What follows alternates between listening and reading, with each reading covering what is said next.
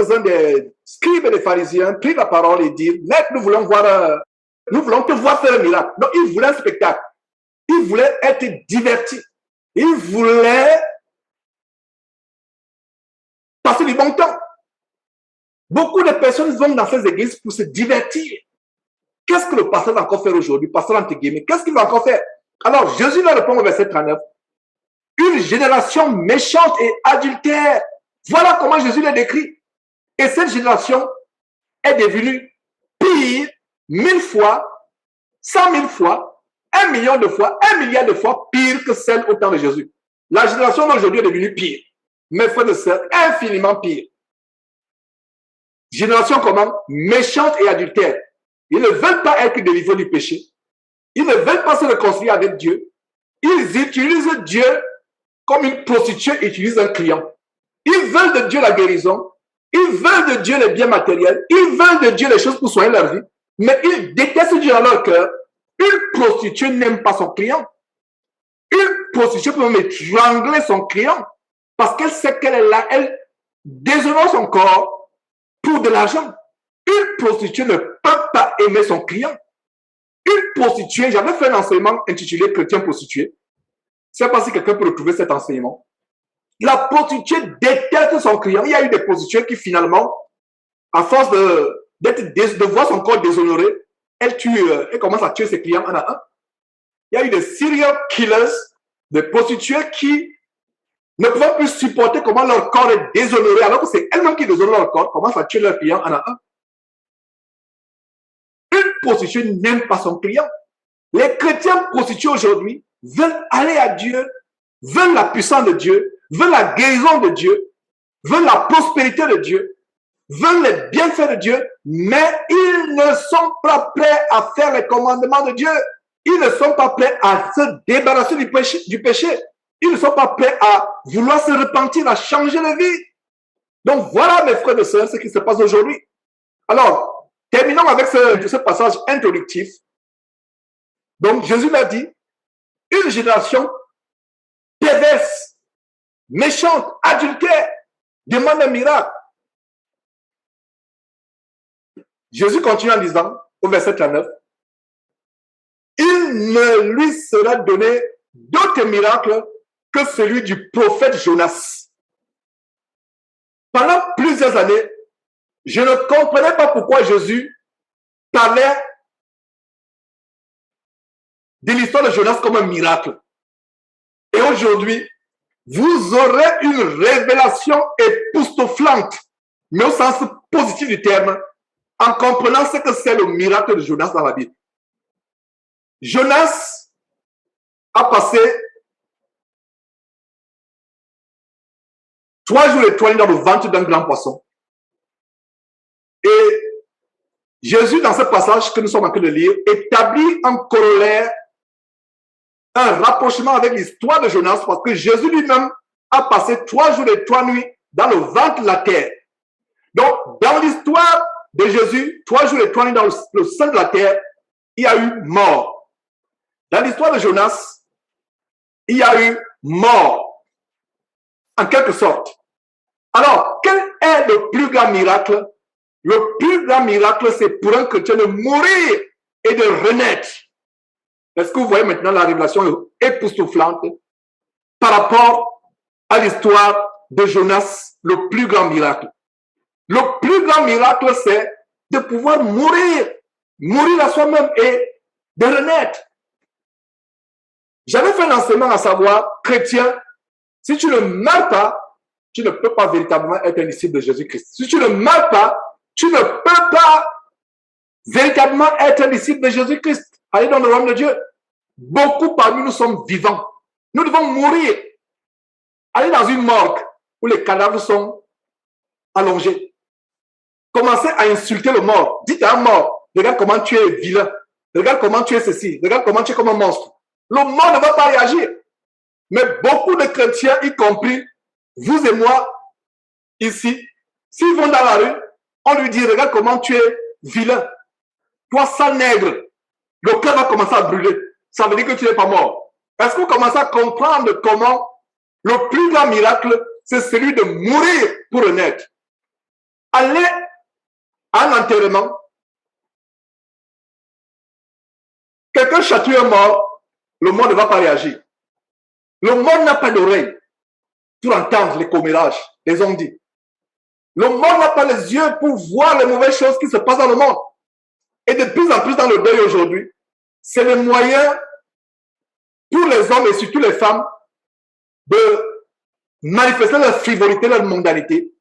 Vous voyez de plus en plus le deuil aujourd'hui, c'est comme des véritables parties, comme on dit en anglais, des fêtes où les femmes vont habiller comme des prostituées. Vous avez pour soi-disant pleurer le mort, mais vous avez des lunettes, grosses lunettes noires de soleil, des nez cris, pour vous faire voir. Le mort est insensible à tout ce qui se passe dans le monde. Le monde est plus épaté par le monde. Mettez une valise d'argent, une cantine, un conteneur d'argent versé à côté du mort. Le cœur du mort ne va pas palpiter parce que le mort est mort. Une merveilleuse femme, selon le monde, les femmes qui épatent les gens mondains, charnels, une femme prostituée que le monde trouve waouh, passe là, le monde ne va pas réagir. Donc, chrétien, toi qui continue à te retourner dans la rue quand tu vois une belle femme, soi-disant belle, ça c'est la beauté du monde, c'est pas la beauté pour Dieu. Tu te retournes, tu n'es pas encore mort. Le monde ne peut pas mentir par sa langue. Donc tu continues à mentir, tu n'es pas encore mort. Est-ce que vous voyez comment l'histoire de Jonas que Jésus reprend, Jésus dit, il leur sera donné d'autres miracles que celui de Jonas. Pendant des années, je ne comprenais pas pourquoi Jésus peut prendre l'histoire de Jonas. Qu'est-ce qui s'est passé? Jésus est mort, il a fait 3 jours et 3 nuits, exactement comme Jonas. Lisons d'abord ce passage et je vais revenir. Je vais vraiment approfondir, mes frères et sœurs, pourquoi Jésus parle de l'histoire de Jonas comme étant le plus grand miracle. C'est le plus grand miracle. Chrétien, le plus grand miracle, c'est de repentir de ta vie de péché, de mourir. Un mort ne peut pas mentir. Un mort ne regarde pas les femmes dans la rue ou sur Internet parce qu'il est mort. Un mort est insensible à ce monde. Un mort ne peut pas avoir les mauvaises pensées. Un mort ne peut pas insulter. Un mort ne peut pas avoir les mauvaises paroles sortant de sa bouche. Il est mort. Quand Jonas était dans le ventre du poisson, c'était une sorte de mort. Jésus-Christ aussi, lui-même, il est mort. Il a expérimenté la mort avant que son Père le ressuscite puissamment 3 jours et 3 nuits après. La mort. Est-ce que vous comprenez maintenant le parallélisme entre le fait que Jonas a fait 3 jours et 3 nuits dans le ventre du poisson et nous aujourd'hui? C'est une sorte de mort. Je ne savais pas que un cadavre pouvait nous servir d'exemple. Je ne savais pas que la mort pouvait être un enseignement pour les chrétiens. C'est pour ça que je dis, chrétien, tu ne peux pas être un véritable chrétien si tu ne meurs pas. Si tu ne meurs pas, tu ne peux pas être un véritable chrétien. Meurs, meurs, meurs, meurs. Meurs à ta vie passée. Meurs. Quand on parle de naître de nouveau, c'est un mot qui est devenu banal. Naître de nouveau. Moi, je suis né de nouveau. Mon frère, naître de nouveau, c'est que tu es mort. Ma soeur, naître de nouveau, c'est que tu es mort. Rien dans ce monde ne t'épate plus. Les ambitions que tu avais, un mort n'a pas l'ambition pour être célèbre. Un mort n'a pas l'ambition pour être riche. Un mort, il n'y a plus rien. Et voilà la signification de la nouvelle naissance. La nouvelle naissance, pour naître de nouveau, ça veut dire qu'il y a une ancienne vie. Il y a une ancienne naissance, quand nous sommes sortis du ventre de notre mère. La nouvelle naissance ne peut pas se produire s'il n'y a pas de mort. Voilà le miracle que Jonas, l'histoire de Jonas nous montre. Ce n'est pas donc pas par hasard que Jésus l'a dit que vous demandez un miracle, n'est-ce pas? Mais il n'y aura pas d'autre miracle que celui de Jonas. Voilà le cœur de l'enseignement. Et si vous vous êtes rendu compte, nous sommes déjà dans le cœur de l'enseignement, mes frères et sœurs. Dieu soit loué de ce qui nous montre de grandes choses dans sa parole, de ce qui nous instruit. C'est une bénédiction, mes frères et sœurs, d'entendre cette parole. Si des foules et des foules pouvaient entendre cette parole, Mais cette parole n'est pas pour tout le monde. Même Jésus disait, ne donnez pas les choses saintes aux pauvres. Heureux êtes-vous, vous qui écoutez ce jeune enseignement. Mais ma prière est que vous ne vous borniez pas à les écouter, afin que votre vie ne puisse pas changer. Regardez le témoignage de David par lequel j'ai commencé cet enseignement. Un témoignage de transformation. Je n'ai pas eu besoin de faire une veille de prière avec David et sa famille. Non, j'ai tout simplement prêché la parole de Dieu. Il a réagi. Il a été délivré de la peur. Il s'est réconcilié avec sa mère à qui il n'avait pas rendu visite pendant 12 ans. Mes frères et sœurs, voilà la délivrance. Lisons ce verset. Nous allons entrer en profondeur dans la parole de Dieu. Plus en profondeur. Alors, verset 39, le cœur de cet enseignement tourne autour de Matthieu chapitre 12, comment les scribes et les pharisiens, les croyants, parce que les pharisiens, c'est l'image des croyants mondains, hypocrites, un pied à Dieu, un pied dans le monde. Vous ne pouvez pas être un pied à Dieu et un pied dans le monde. Si vous êtes un pied à Dieu et un pied dans le monde, ça veut dire que vous avez 2 pieds dans le monde et 0 pied à Dieu. Donc, les pharisiens et les scribes sont le symbole, l'image, l'illustration des chrétiens qui aiment leur vie plus que Dieu, qui aiment la gloire de ce monde plus que Dieu, qui aiment les choses de ce monde plus que Dieu. Dieu, ce n'est qu'une voie de secours pour se donner bonne conscience qu'eux aussi, ils prient. Alors, Jésus les traite durement. Si c'est moi, Georges, qui avait dit une génération méchante et perverse, on devait dire Georges les insulte. Mais Jésus dit quoi? Une génération comment? Méchante et adultère. Quelle image nous avons de Jésus? On nous a toujours donné l'image de Jésus qui est doux. Ça, c'est l'image de Jésus de Hollywood. Mais Jésus, le vrai Jésus, que la Bible nous montre, c'est celui qui pouvait faire le fouet et chasser les gens du temple, parce que le temple qui préfigurait le temple à venir, le corps de Christ, était pris en assaut par des voleurs, des brigands, des trafiquants. Il a renversé les tables. Il s'est mis à aller chasser avec un fouet qu'il avait lui-même confectionné. Voilà le Jésus-Christ que je connais. L'image de Jésus de Hollywood. Toujours doux, toujours... Non. Sa nature n'est que douce. Mais il peut être terrifiant. Et le Jésus, après sa résurrection, le Jésus que Jean voit en Apocalypse chapitre 1, n'a rien à voir avec le Jésus qui était sur terre. On pouvait cracher sur lui quand il était sur terre. On pouvait l'insulter. On pouvait se moquer de lui. Mais le Jésus ressuscité, allez lire Apocalypse chapitre 1. Quand Jean voit Jésus, la vision de Jésus depuis le ciel, Jean tombe comme mort. Donc ces gens qui continuent à voir Jésus apparaître dans leur chambre comme Mamadou Kalabiré qui dit qu'il y a un Jésus qui est venu, qui s'est assis à son chevet, ils ont commencé à converser. C'est comme ça qu'il est devenu musulman. Il a quitté l'islam pour devenir chrétien. Lui-même, il sait de quel Jésus il parle. Jésus t'apparaît. Regardez ce qui arrive à Paul. Paul était sur la route de Damas. On a fait justement l'étude de Actes, une étude approfondie pendant environ 1 an, verset après verset. Allez suivre l'étude Actes. Quand Jésus se manifeste à Paul, Paul était sur la route de Damas, il s'appelle encore Saül. Il avait la rage, il ruminait le meurtre contre les chrétiens. Pensant faire bien, étant dans la religion justement des pharisiens, la secte la plus radicale des pharisiens, Paul y était. Rien que la lumière qui resplendit, ce n'est même pas Jésus qui est apparu à Paul. Rien que la lumière, l'éclat, Paul est devenu aveugle pendant 3 jours. Donc le Jésus qui apparaît, oh j'ai vu Jésus, et généralement c'est quel Jésus? Les longs cheveux d'homosexuels, le nez effilé, les yeux bleus. C'est un faux Jésus, il apparaît. Il y a une seule qui a fait un témoignage un jour, me dit, Georges, je suivais tes enseignements et vraiment, j'ai mis en pratique. Un Jésus apparaît dans sa chambre la nuit. Un Jésus. Elle a pensé seulement aux enseignements que je donne.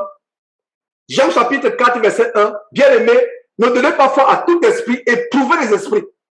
Quand quelqu'un me dit que j'ai eu une manifestation bizarre la nuit, etc., je dis, sœur, frère, tu as éprouvé? Première question. Quand la personne me dit, je n'ai pas éprouvé, je dis, ok. Fin de discussion. Parce qu'il ne sait pas qu'est-ce que je peux donner comme réponse. Il faut éprouver. Là, la sœur a éprouvé. Et il dit que toi, là, tu n'es pas le vrai Jésus. Sors de ma chambre. Le faux Jésus est venu s'allonger à côté de son lit, a pris une position dandy, une jambe croisée, etc., une position lubrique et concupiscente. La sœur a compris. Il est venu avec la séduction, le Jésus des films, longs cheveux, yeux bleus, nez effilé, le long visage. Le Jésus avec une robe blanche. À côté de la scène l'a chassé si Jésus est parti. Sur le champ. Donc, l'histoire de Jésus, comme Mamadou Kalambi qui apparaît dans la chambre, et c'est comme ça qu'il a été converti. Ça, c'est comme on dit au Gabon, en Ditembu. C'est un lutin. C'est un démon, plus simplement, qui est apparu. Voilà. Ce n'est pas le vrai Jésus. Donc, l'image que vous avez de Jésus, c'est une parenthèse, c'est une fausse que la plupart de vous qui êtes réunis ici, que les gens pardon de Jésus, c'est une fausse image. Alors, qu'est-ce que nous voyons? Jésus leur dit quoi? Il ne lui sera donné à cette génération méchante et perverse d'autres miracles que celui du prophète Jonas, verset 40, car de même que Jonas fut 3 jours et 3 nuits dans le ventre d'un grand poisson, de même le Fils de l'homme sera 3 jours et 3 nuits dans le sein de la terre. Donc regardez le parallélisme, regardez le rapprochement, regardez le corollaire entre l'histoire de Jésus et de Jonas. Quel est le dénominateur commun? Quel est le dénominateur commun entre l'histoire de Jonas et l'histoire de Jésus? C'est qu'il y a eu mort. Jésus est mort 3 jours et 3 nuits enseveli. Jonas est aussi mort, et dans l'histoire de Jonas, comme Jésus en parle, nous avons la révélation que c'était une sorte de mort. Qui peut être dans le ventre d'un poisson et vivre 3 jours et 3 nuits? Quelle expérience! Je ne sais pas si Hollywood a jamais fait un film sur Jonas. C'est quel poisson ça? Pour vous qui suivez les documentaires ou je ne sais pas, qui fait, pour ceux qui font la cuisine, qui ont déjà eu à écailler un poisson ou à vendre un poisson, il n'y a pas d'espace pour respirer. Il n'y a pas de conduit d'air. Donc, conclusion, biologiquement parlant, scientifiquement parlant, Jonas a expérimenté la mort. Ce n'était pas un poisson qui avait, et en passant, il ne s'agit pas de la baleine. Beaucoup de gens parlent de baleine, la Bible ne parle pas de baleine. Donc, cessez de suivre les dessins animés. J'ai interdit les dessins animés bibliques à mes enfants. Pourquoi? Il y a de petites choses qu'ils ajoutent. Le diable est rusé. Vous n'avez pas besoin de dessins animés chrétiens pour instruire les enfants. On ajoute des histoires. David, étant jeune, va flirter avec la voisine du quartier. Étant jeune. Et il s'amourache. C'est quelle Bible ça? Lisez à vos enfants la vraie parole. Cessez de faire apprendre la parole de Dieu à vos enfants au travers des cartoons, qu'on appelle dessins animés, ici à cartoons, ou des bandes dessinées, c'est-à-dire des livres bandes dessinées, ou des dessins animés à la télévision, ou sur DVD, ordinateur. Cessez. Ils vont vous dessiner une grande chambre aérée dans le ventre du poisson. Une grande chambre. Ça, c'est les dessins animés qui peuvent faire cela. Une chambre, une grosse bulle dans le ventre. Il y a de la climatisation. Il y a même un coussin où vous pouvez dormir. Non. C'était pas un poisson spécial. C'était un grand poisson. Et un poisson comme Dieu les a créés. C'était pas un poisson spécial. Il n'y avait pas de chambre à air. Il n'y avait pas un endroit pour avoir l'oxygène. Le poisson t'avale. C'est la mort. C'était une mort, mes frères et sœurs. Mais, au-delà de cette mort, il y a les mystères. L'âme. Malgré le fait que, techniquement,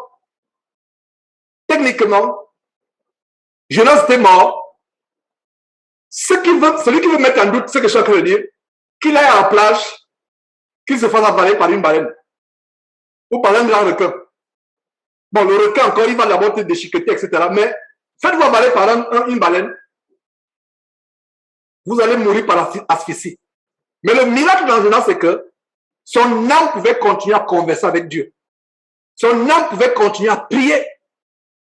C'est le miracle. Mais il était techniquement mort, cliniquement mort. C'était impossible d'être avalé par un poisson et être vivant dans son ventre pendant 3 jours et 3 nuits. C'est une sorte de mort. Et vous voyez comment Jésus nous apporte l'éclairage.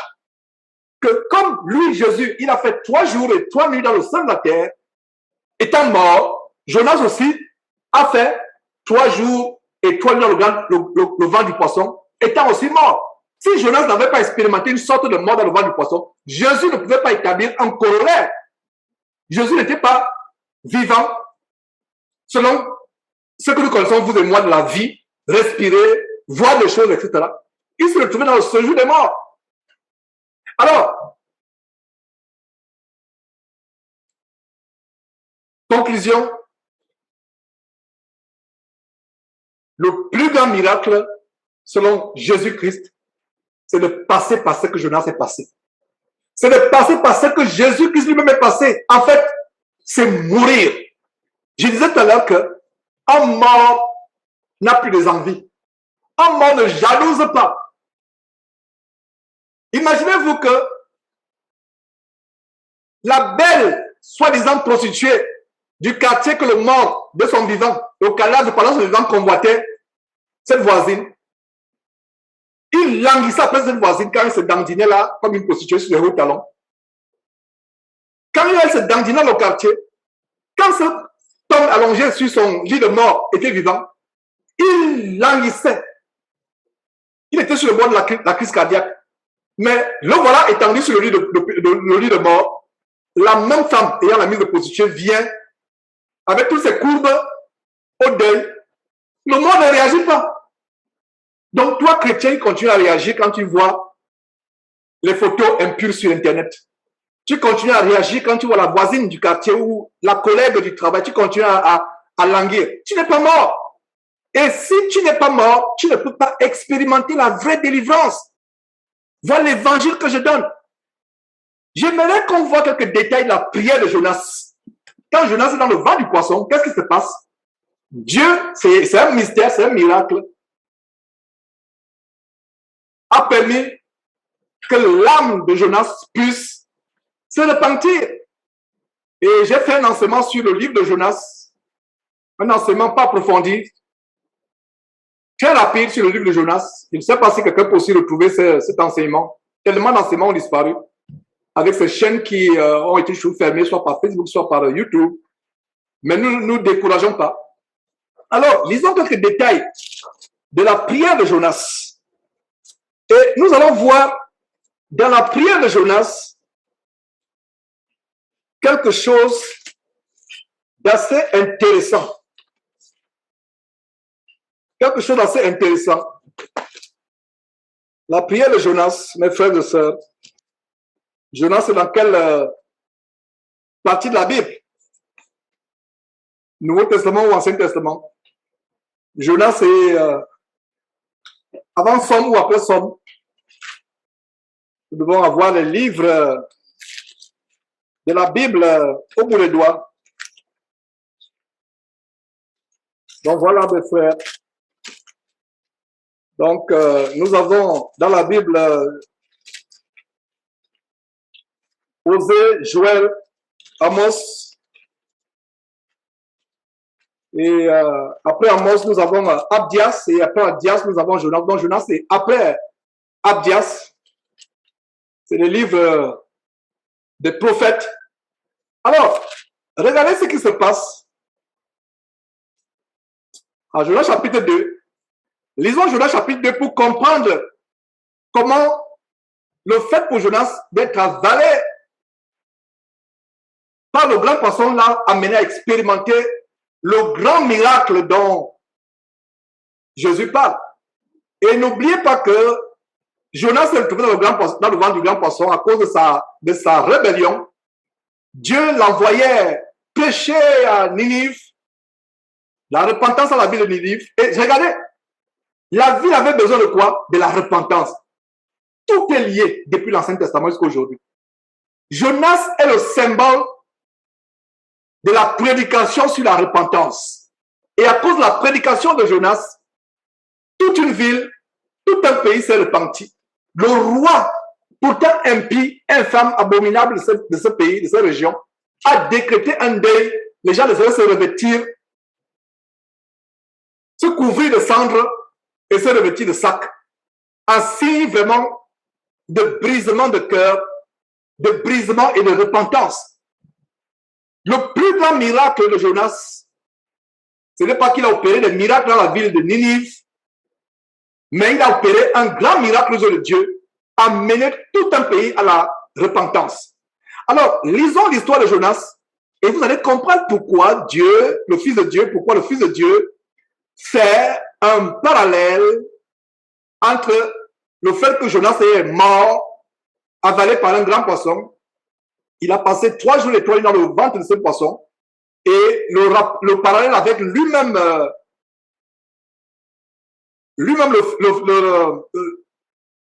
Jésus-Christ qui est mort, qui a passé 3 jours et 3 nuits dans le ventre de sein de la terre. Nous sommes à Jonas chapitre 2. L'Éternel fit venir un grand poisson pour engloutir Jonas. Il ne s'agit pas d'une baleine. Aujourd'hui, les dessins animés parlent de baleine. Non. C'est comme le fruit défendu. Les dessins animés parlent de la pomme. On parle du fruit défendu. Même la compagnie Apple, pour blasphémer contre Dieu, ils ont fait le symbole, la pomme mordue. Mais conclusion, dans leur ignorance, Apple, ils pensent avoir blasphémé, ils n'ont pas blasphémé, parce que le fruit défendu qu'Adam et Ève ont mangé, c'est un fruit. Et il leur était interdit de manger de l'arbre de la connaissance du bien et du mal, de manger de l'arbre. Donc, que ce soit l'écorce d'arbre, que ce soit les racines, il y a les racines d'arbre que nous mangeons. Les Camerounais ont des écorces d'arbres qu'ils utilisent comme des épices pour assaisonner leurs mets, leurs aliments. On peut manger les feuilles d'un arbre. Nous avons même un arbre tellement célèbre ici aux États-Unis, c'est le même arbre qui est aussi célèbre au Canada. On appelle l'érable qui fait un sirop. C'est un sirop tellement célèbre qui sort de l'arbre et on le mange au petit déjeuner avec les crêpes américaines qu'on appelle pancakes. Donc, c'est un sirop qui sort. Donc, on peut manger plusieurs choses de l'arbre. L'arbre a plusieurs choses. Les fruits, l'écorce. Il y a même des mets en Afrique qu'on fait avec le cœur du bananier, c'est-à-dire la partie la plus tendre du bananier ou du palmier. Mais les gens sont concentrés sur quoi? Sur un fruit. On parle de la pomme. C'est vraiment pas la pomme. Donc, lisons bien notre Bible. N'ajoutons pas à la parole de Dieu. N'en retranchons rien. Si la parole de Dieu ne dit pas pomme, c'est pas pomme. Donc, c'est une parenthèse ici. C'est la même chose. Quand les gens pensent à Jonas, on pense à une baleine. Il y a des animaux marins, des poissons dans la mer qu'aucun homme n'a encore découvert. L'homme a la prétention de tout découvrir. Ici, à Houston, nous avons une mer, un océan. Dans la ville qui borde l'océan, Galveston, qui est à quelques kilomètres de Houston, un pêcheur a pêché un crocodile noir dans la mer. Incroyable. Un crocodile noir. Et ça fait les news. On en a parlé à la télévision. Une espèce jamais vue. Un crocodile tout noir qui a été pêché par un pêcheur. J'ai vu la photo du crocodile. Tout noir, noir. Crocodile, même crocodile marin. C'est la première fois qu'on voyait ce crocodile. C'est pour ça que ça fait les news. L'homme, dans sa prétention débridée, pense qu'il connaît tout ce que Dieu a créé. Non. L'être humain n'a même pas encore découvert, malgré les prouesses du soi-disant docteur Cousteau. Je ne sais pas s'il est bien prononcé. L'homme qui explorait, soi-disant, tous les océans, les fonds marins. Il y a même une statuette qu'on a faite quelque part au fond d'une mer, la statue du docteur Cousteau. Et cela me semble comme étant un rite magique, comme quelque chose de magique, d'initiatique. Parce que cet homme n'était pas un homme simple. C'était un homme qui est dans les mystères. Donc, malgré les recherches de Cousteau et autres, de la NASA avec les satellites qui envoient les images au fond de la mer, l'être humain n'a même pas encore découvert les 0,0000001% de ce que contient la mer. Les scientifiques ont la prétention de tout savoir dans l'univers. Il y a les aliments dans la forêt qu'on n'a pas encore découvert. L'homme n'a même pas encore découvert les 1,1%. Dernièrement, j'enseignais sur l'histoire de Jésus, la révélation de Jésus, à savoir qu'il y a un ver en enfer qui ne meurt point. Les flammes de l'enfer sont tellement incandescentes et il n'y a rien sur terre qui brûle qui peut atteindre le degré d'incandescence, le degré de chaleur comme une seule flamme. Même les larves du volcan, comparées aux flammes de l'enfer, les larves du volcan, c'est comme la climatisation. Je reprends. Les larves d'un volcan en ébullition, comme le volcan de Nyiragongo qui faisait sortir les larves il y a quelques mois. Les larves d'un volcan, comparées aux flammes de l'enfer, c'est comme la climatisation. Mais la Bible parle d'un ver qui ne meurt point dans ces flammes de feu. Et qu'est-ce que l'on a découvert? Les scientifiques finalement ont découvert que à l'intérieur des volcans, dans les larves, il y a aussi un ver. Je vous assure, mes frères et sœurs, si moi, votre frère Georges, j'avais les universités, des institutions universitaires, le seul livre serait quoi? La Bible que j'ai entre mes mains. Si les hommes de cette terre craignaient Dieu, adoraient Dieu comme vous et moi, le seul livre qu'on enseignerait dans cette université, serait la parole de Dieu. Alors, pourquoi j'ai ouvert cette parenthèse? L'Éternel fit venir un grand poisson, point. On ne vous dit pas si c'était la baleine, ou si c'est le dauphin, ou si c'est un requin. C'est un grand poisson pour engloutir Jonas. Et Jonas fut dans le ventre du poisson 3 jours et 3 nuits. Verset de Jonas dans le ventre du poisson, pria l'Éternel, son Dieu. Il n'y a pas de contradiction avec ce que je vous ai dit. Jonas, cliniquement, était mort. Mais son âme, c'est un mystère, n'allait pas creuser le mystère de Dieu. Physiquement, Jonas était mort. Un homme ne peut pas survivre dans le ventre d'un poisson, avaler 3 jours et 3 nuits. C'est pas possible. Mais son âme pouvait continuer à communiquer avec Dieu. Et ça, c'est un mystère de Dieu. Ne cherchez pas à comprendre le mystère de Dieu. Votre tête peut exploser. Alors, Jonas, dans le ventre du poisson, pria l'Éternel. Et il y a quelques révélations dans la prière de Jonas.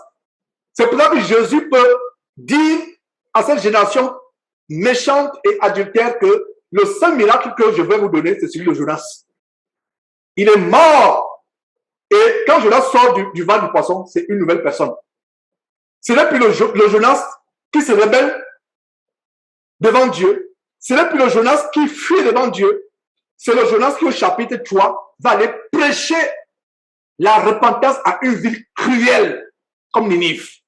Même Jésus parle de Ninive en disant que si les gens de Ninive s'étaient repentis à la prédication de Jonas, il sera fait pire de cette génération au jugement dernier s'ils ne se repentent pas. Parce qu'au moins ils sont repentis. Mais vous qui suivez cet évangile et vous me traitez de fou, vous ne voulez pas vous repentir. Oh là là! Oh là là! Ninive au moins ils se sont repentis. Donc, quand Jonas sort un miracle qui se produit dans la vie de Jonas, parce que depuis des années, je ne comprenais pas pourquoi Jésus peut parler de sa mort 3 jours et 3 nuits, de son ensevelissement 3 jours et 3 nuits, et comparer avec Jonas. Jonas a expérimenté la vraie mort que vous et moi, nous devons expérimenter. Pas nous pouvons, que nous devons expérimenter. Et quand nous sortons de cette mort, de cet ensevelissement, nous sommes une nouvelle créature. C'est ça la nouvelle naissance. Beaucoup de gens aiment cette expression, j'ai donné ma vie à Jésus. Regardez mes frères et sœurs, dans l'histoire de Jonas, j'espère que vous comprenez cela et ma joie est que vous compreniez que Jonas a expérimenté la mort que vous devez, vous et moi, expérimenter. Quand il est sorti du ventre du poisson, ce n'était plus le Jonas rebelle à Dieu, c'était plus le Jonas qui avait peur d'aller prédiquer. Il était une nouvelle personne, une personne qui était passée par la repentance. Beaucoup de personnes aiment dire aujourd'hui, j'ai donné ma vie à Jésus. C'est une expression que nous ne devons pas prendre à la légère. J'ai donné ma vie à Jésus. Donner la vie à Jésus suppose que ta vie n'existe plus, elle est morte. Voilà l'expression donner sa vie à Jésus. Oh, j'ai donné ma vie à Jésus. Oh, j'ai donné ma vie à Jésus. Oh, j'ai donné. C'est devenu banal. Je suis né de nouveau. C'est devenu banal. Ça me fait mal. Ces expressions ne doivent pas être banales. Donner sa vie à Jésus, ça signifie que vous n'êtes plus sensible à ce monde. On vous attaque, vous ne réagissez pas. On vous insulte, vous répondez par les bénédictions, par les compliments. On vous maudit, vous bénissez. On vous gifle sur la joue droite, vous montez la joue gauche. Quelqu'un va arracher votre terrain, de lui même encore une maison en addition. Quelqu'un veut prendre votre voiture, Donnez-nous même encore, je ne sais pas, une plantation. Vous êtes insensibles à ce monde. Voilà les principes d'un vrai disciple de Jésus-Christ. Tu meurs. C'est pour cela que c'est le plus grand miracle. Beaucoup de gens cherchent les miracles à gauche, à droite. Voilà le miracle que nous devons chercher. Mourir. Rien ne doit plus épater dans ce monde. L'amour de l'argent, l'amour des choses mondaines. Nous mourrons à ce monde. Nous mourons. Notre carrière ne dit plus rien. Nos études. Dieu est en avant en toutes choses. Nous mettons Dieu en premier dans tout ce que nous faisons. Dieu est notre plus grand trésor. Dieu est notre plus grande priorité. Voilà ce que c'est mourir et donner sa vie à Jésus. Beaucoup de gens ont donné leur vie à Jésus, ils sont bien vivants. C'est un cadavre qui peut dire que j'ai donné ma vie à Jésus. Malgré le fait que quand on meurt, c'est fini, si on ne sait pas le concilier, on ne peut pas se le concilier après sa mort. Ne me comprenez pas mal. Mais je ne savais pas que la mort pouvait nous servir d'illustration. Je ne savais pas que je pouvais utiliser un cadavre pour enseigner. Un cadavre, tu l'insultes, gifle, il ne va pas rendre, parce qu'il est mort. Mais toi, en chrétien, on te gifle, tu rends. On t'insulte, tu insultes. On te maudit, tu maudis aussi. Tu n'es pas mort. Imite le cadavre. Insensé chrétien, imite le cadavre. Va dans le cadavre. Va à la morgue, imite le cadavre à partir d'aujourd'hui. Tu seras un vrai chrétien. C'est ce que Jonas a expérimenté. Jonas est mort. Et quand il revient, il est changé. C'est ce que Jésus nous dit. Beaucoup de gens demandent le miracle. Jésus leur dit, il ne vous sera donné d'autres miracles que celui de Jonas. Donc, voyons ce que Jonas dit. Pas son âme étant dans le ventre du poisson. Qu'est-ce que Jonas dit? Et nous allons voir les révélations, quelques détails sur la mort qu'a expérimenté Jonas. Découvrons cela ensemble. L'Éternel fit venir un grand poisson, pas une baleine, un grand poisson pour engloutir Jonas. Et Jonas fut dans le ventre du poisson combien de jours et combien de nuits? 3 jours et 3 nuits. Jonas dans le ventre du poisson pria. Il pria l'Éternel. Son âme pouvait toujours être en contact avec Dieu. C'est un mystère, je l'ai dit. Il dit, dans ma détresse, j'ai invoqué l'Éternel. Il m'a exaucé. Du rang du séjour des morts, j'ai crié. Souligner la révélation. Parce qu'il y a des gens qui disaient, mais comment Georges peut dire que Jonas était mort? Ah, mes frères, souligner du sein du séjour des morts, j'ai crié. Jonas a expérimenté une sorte de résurrection. On ne peut pas être dans le ventre d'un poisson et vivre. Mais son âme pouvait être connectée. Au point où il prie Dieu, pas son âme, mais son corps était mort. Son corps était mort. Dans ma détresse, j'ai invoqué l'Éternel, il m'a exaucé. Du sang du séjour des morts, j'ai crié. Et tu as entendu ma voix. Tu m'as jeté dans l'abîme. Souligner abîme, parce qu'abîme, c'est notre mot pour séjour des morts. Tu m'as jeté dans l'abîme, dans le cœur de la mer. Et les courants d'eau m'ont environné. Toutes les vagues et tous les flots sont passés sur moi.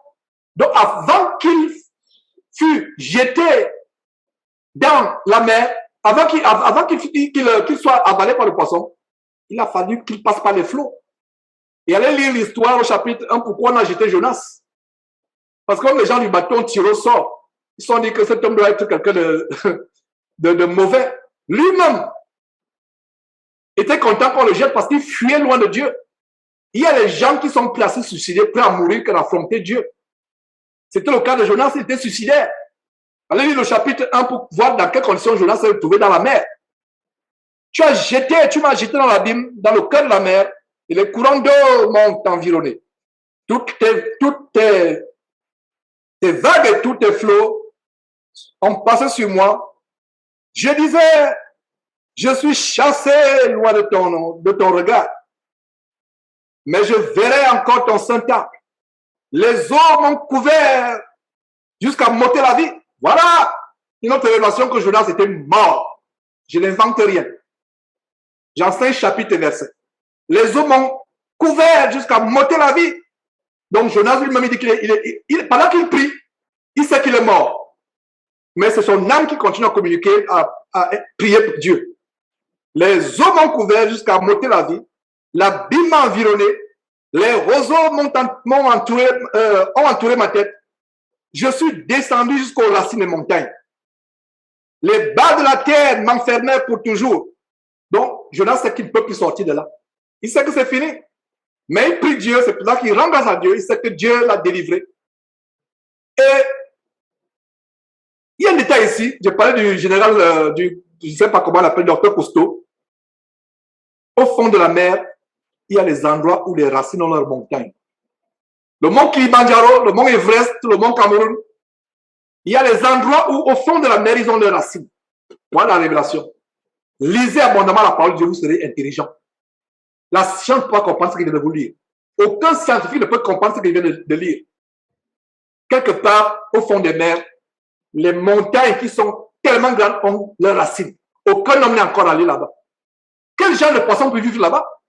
Quel genre de poisson? Donc, vous qui aimez les documentaires, les documentaires ne vont pas vous rassasier. Il n'y a que Dieu qui peut vous ouvrir les yeux, si c'est possible, si c'est sa volonté d'ailleurs, pour vous montrer les mystères de ce monde.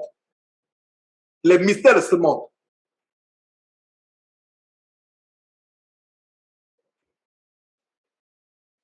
Quelle révélation! Un endroit où les montagnes ont leurs racines. Alors, continuons avec la prière de Jonas. Je suis descendu jusqu'aux racines des montagnes. Les bas de la terre m'enfermaient pour toujours. Mais tu m'as fait remonter vivant de la fosse. De la fosse, souligne encore fosse. Donc, il y a séjour des morts, il y a abîme, il y a fosse. Tout ça, c'est le symbole de la mort, du séjour des morts. Éternel mon Dieu, quand mon âme était abattue au-delà de moi, je me suis souvenu de l'Éternel. Ma prière est parvenue jusqu'à toi. Et ça, c'est une merveille. Ne dites pas que, comme ça arrive à Jonas, qu'il soit mort et qu'il se répand toujours, ça va arriver. Non, non, non, non, non, non, non. Si quelqu'un parmi nous a pensé à ça, oublie cette pensée, vite, vite, dada. Oublie cette pensée. Jonas, c'était exceptionnel. Donc, en enseignant comme ça, il y a des gens qui vont dire, mais Jonas est déjà mort.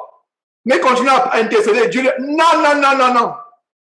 C'est pas possible. Il y a des gens qui sont morts, qui sont revenus dans la vie. Comme je vous ai donné mon témoignage. C'est exceptionnel. C'est exceptionnel.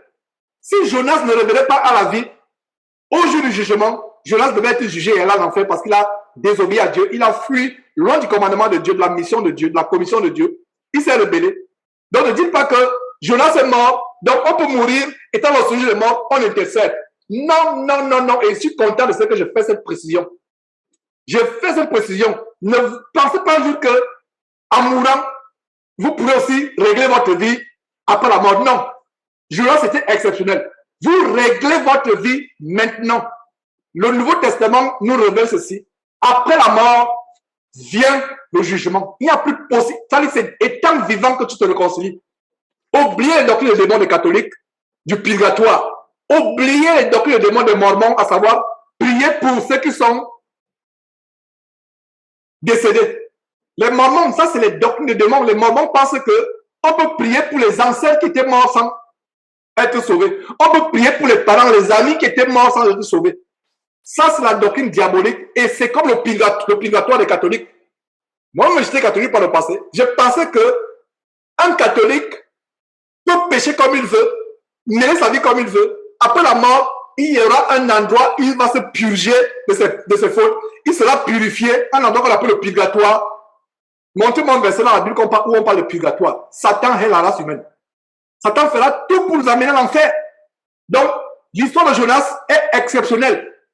L'histoire de Jonas, ça ne montre pas qu'on peut mourir, aller dans le sein de la terre, dans le séjour des morts, et continuer à prier Dieu. Non, c'est pas possible. C'est un risque si tu penses les routes. Mon frère, ma soeur, si tu penses les routes, c'est un risque. Ne prends pas ces routes. Jonas, c'est exceptionnel. C'est pour nous apprendre une histoire. Alors, verset 8, quand mon âme était abattue dedans de moi, je me suis souvenu de l'Éternel et ma prière est parvenue jusqu'à toi. Dans ton saint temple, ceux qui s'attachent à de belles idoles et loin de la miséricorde, pour moi, je t'offrirai des sacrifices avec un cri d'action de grâce. J'accomplirai les vœux que j'ai faits. Le salut vient de l'Éternel. Et parlant des Mormons, il y a hier ou avant-hier, on est parti faire du vélo. Les enfants s'étaient avancés. Je vois deux petites filles deux petites filles blanches, elles peuvent avoir 16 ans. Je m'approche d'elles. Je dis, c'est incroyable comment vous êtes très bien habillés.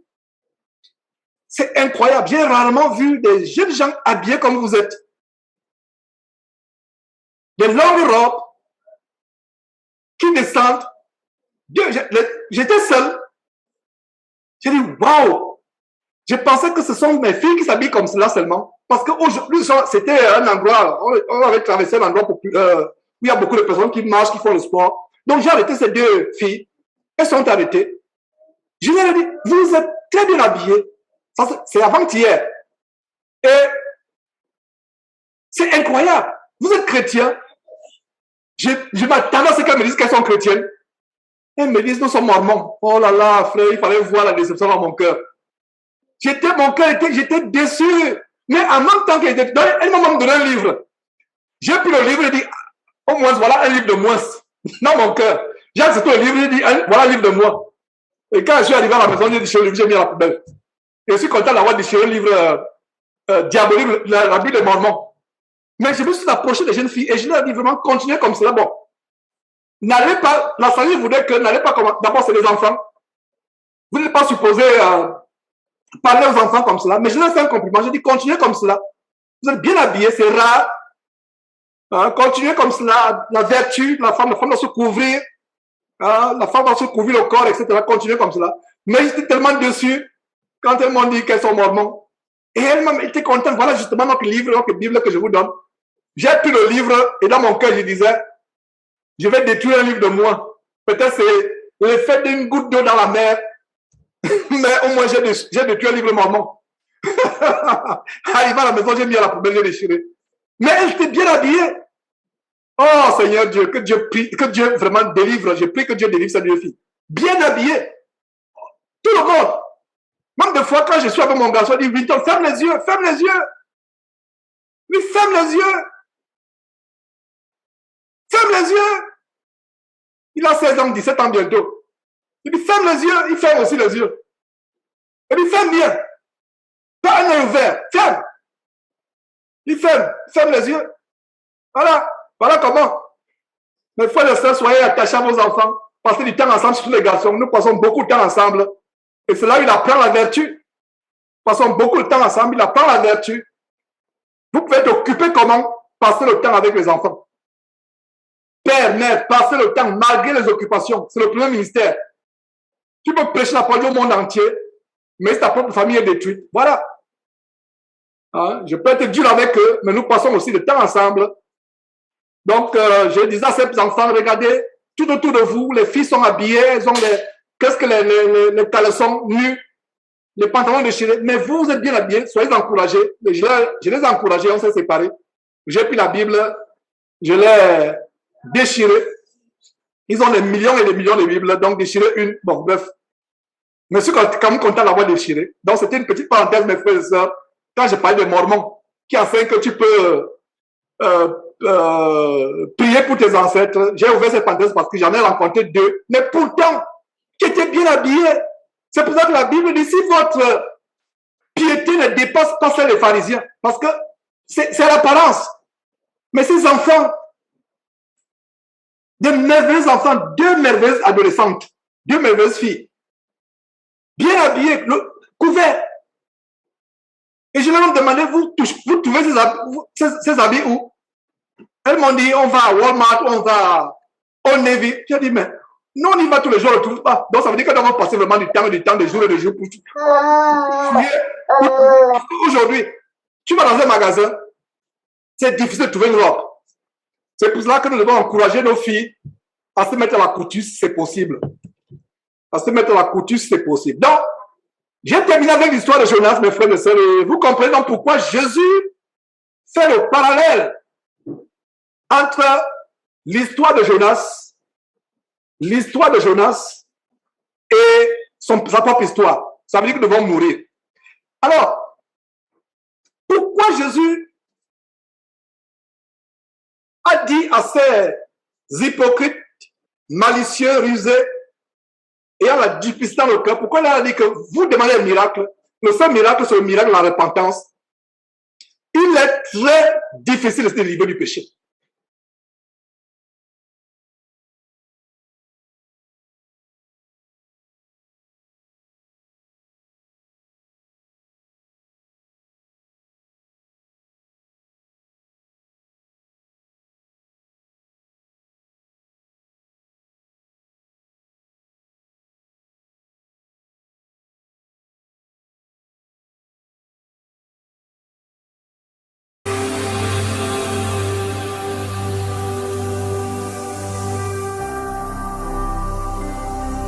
Jésus-Christ TV,